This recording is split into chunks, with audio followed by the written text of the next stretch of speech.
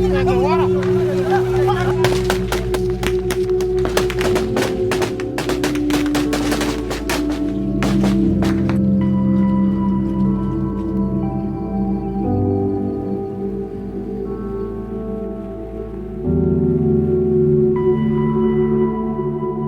had actually felt that the conflict in South Sudan that began in Juba and spread to the other part of South Sudan, in our thinking, we just said we are peaceful people. We are not going to have that problem. So it's going to be the problem of the other part of South Sudan. So we were priding ourselves, but overnight, we just got our young people in the bush. We couldn't see many of them on the road. We were told, Bishop, young people have gone to the bush. How? They've gone to the bush to fight the government.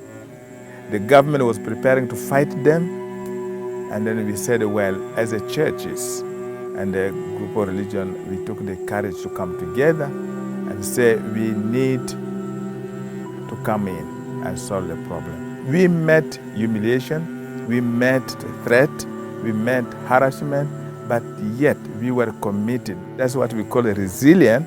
We were able at the end to celebrate the fact that over 10,000 of them, we brought them out of the bush. We, the South Sudan people, that's the direction we have to take, to be the drivers of the peace we need, work for it, then our partners in the world can be able to join us. We're going to have to be innovative. We're going to have to design a new approach that shifts the focus from meeting people's needs to actually reducing people's needs. What this is going to entail is really a big tent approach where all of the humanitarian donors and the development partners get together, but with community at the forefront.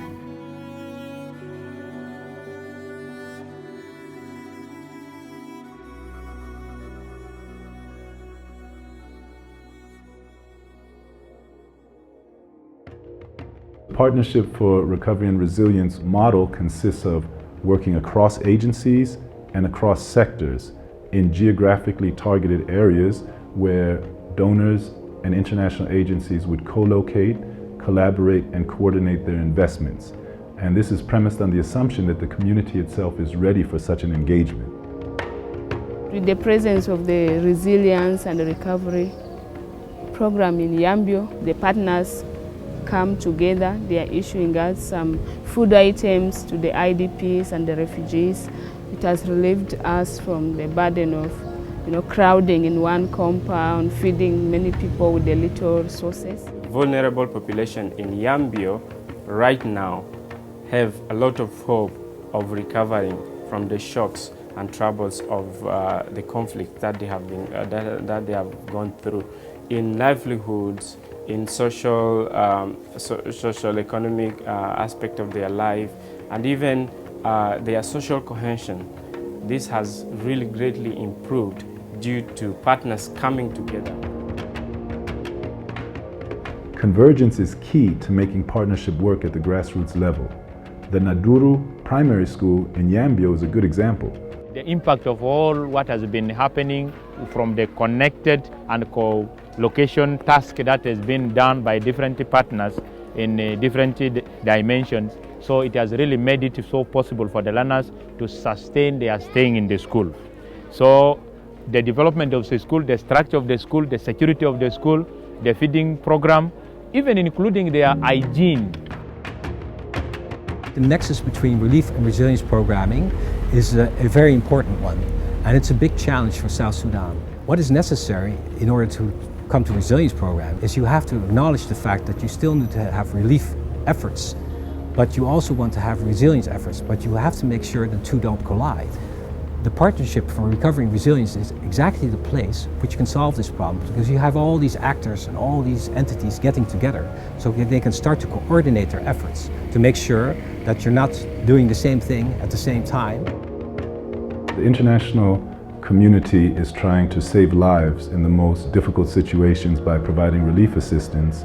The people within the community are trying to grow their lives despite the instability. So what the partnership is doing is providing a space in which, even short of complete stability, the international actors who are concerned about these communities can partner with them to grow the private sector.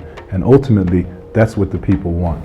If you look at the potential of Yambio applying private sector initiatives as part of the partnership, I think that potential is quite high. So Equatorian Tea Company is an example of that.